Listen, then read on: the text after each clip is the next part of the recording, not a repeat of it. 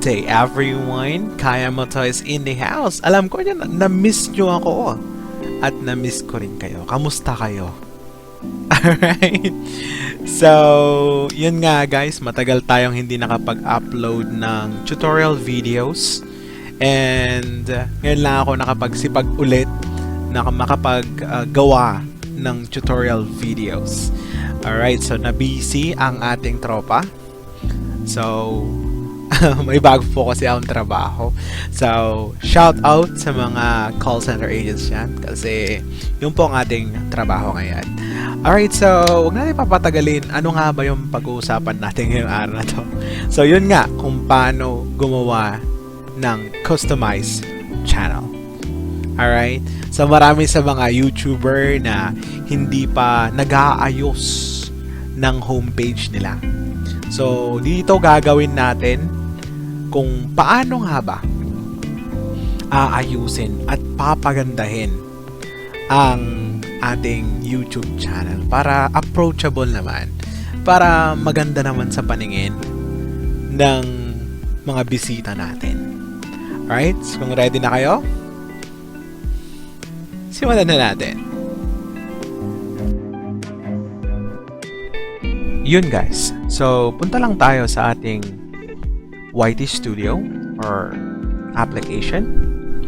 Then, sa left side option, meron tayong dashboard, videos, playlist, analytics, comments, subtitles, scroll down.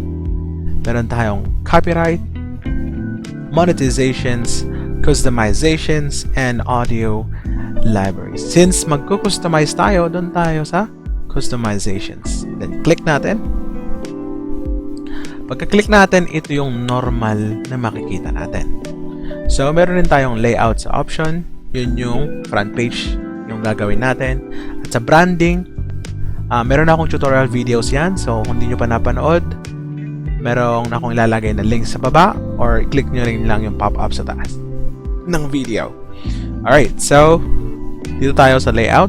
So, ito yung itsura. Kung bubuksan mo yung channel mo, kunwari ako, si visitor sa channel mo, ito yung makikita ko. Blanco. Nakalagay, upload videos, or minsan meron yung iba, kalat-kalat yung videos dito. Alright, so ayaw natin mangyari yan. So, gagawin lang natin, punta tayo ulit sa customizations. Dito sa first part, video spotlight. Ito yung unang makikita na ating visitor sa ating channel. Meron sa first part dito who haven't subscribed. So, yung mga visitors lang, yung mga newly visitors.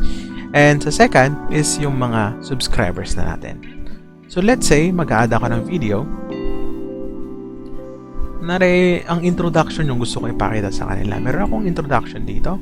Yan yung gusto ko ipakita sa kanila sa unang start na pagkabukas ng aking channel. Susunod, pwede ko rin lagyan, pwede same lang, or pwede ko ilagay itong sax cover ko dito as introduction to them. Pwede yan.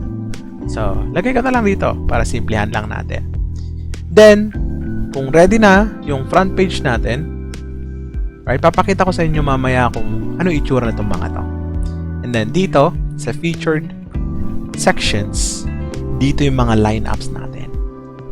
Right? Para makapag-play all yung mga viewers natin. So, add section lang tayo. Meron tayong options, uploads, popular uploads, short videos, live, and so forth. So, since want mong ipakita yung mga playlist mo, or pwede mo ilagay yung popular uploads mo, or yung mga latest uploads mo. Depende sa preference natin. Since hindi naman ako madalas mag-upload ng videos, pwede kang i-show up yung tutorial videos ko. So, pwede ka lang mag-click ng playlist doon. Single playlist or multiple playlist, pwede mong gawin yan. So, single playlist lang ako. Pwede kong i-show up. Click lang ako ng isang playlist ko and dito na siya. Automatic. Hindi pa ako mag-add. Playlist ko, single playlist, created playlist. So, kailangan mag-experiment dyan. Ano yung mga gusto nyo ipakita na playlist. Yan, mag-add tayo para makita nyo kung paano nga ba ang pagka-arrange ng live streaming or mga videos natin para hindi kalat-kalat. Diba? Mas maganda sa mata. Uy! Nadoble ko. So, kung gusto mo i-delete yan, meron tayong 3 tuldok sa kanan. Click ko lang yan. And meron tayong remove section. Right? So, pwede tayo add ulit. And then, trip ko tong isa. Lalagay ko yung mga live streamings ko. There you go.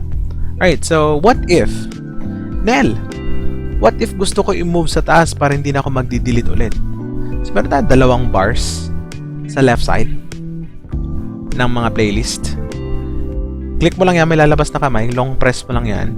Pwede mo i-drag. Yan. Bitaw lang. Click. Drag. Click. Drag. So, kayo na bahala mag-arrange nyan. Kayo na bahala mag-arrange ng lineup. Ano ba yung mauna? Ano yung pangalawa? Ano yung susunod?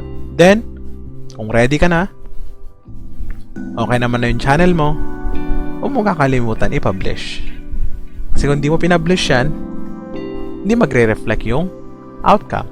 So, publish natin. Nandito lang sa upper right, yung publish. Sabi ng cancel. Click mo lang. There you go. So, mostly, or usually, 3 minutes to 5 minutes ang reflection. Pero subukan natin. Punta tayo sa ating channel. I-refresh natin to.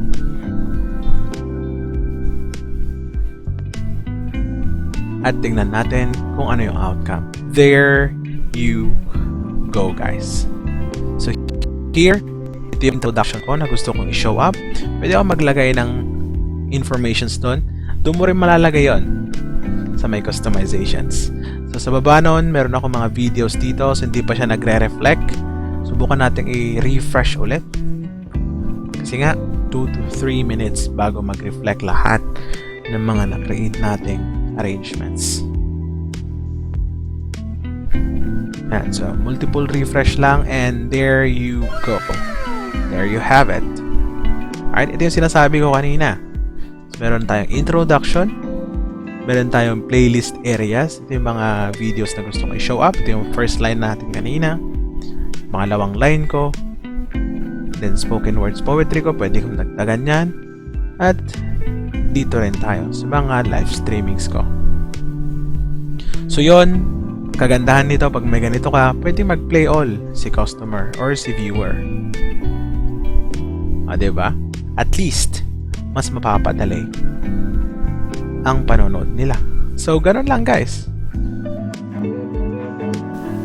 Yun nga, guys. So, alam nyo na kung paano mag-customize ng homepage ng inyong YouTube channel.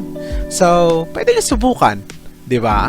Subukan nyo at nang mapaganda nyo rin ang appearance ng YouTube channel nyo. Alright, so pero bagong lahat, bago tayo mag-end, alright, so alam ko inahabangan nyo rin to, ang ating Hugot Time. Yun nga. Ano nga ba yung pinag-usapan natin kanina? Customized channel. Bigyan natin ng hugot yan. Kahit anumang pilit mo na pag-aayos, kung sa iba naman siya nakatingin, wala rin lang silbi ang mga koloreteng nilalagay mo sa iyong mukha. Mapansin ka lang niya. Kasi kung talagang gusto ka niya, mapapansin ka niya kahit ano pa yung itsura mo, may kulay man o walang mukha mo. Alright, so yun ating simpleng hugot. Alright, so maraming salamat sa panonood sa aking tutorial.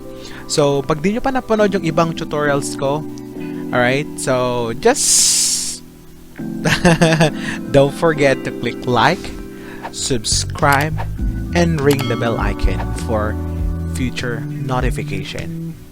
Alright? So, maraming salamat. Muli, ito si Kaya Mo To. Kung kaya natin, kaya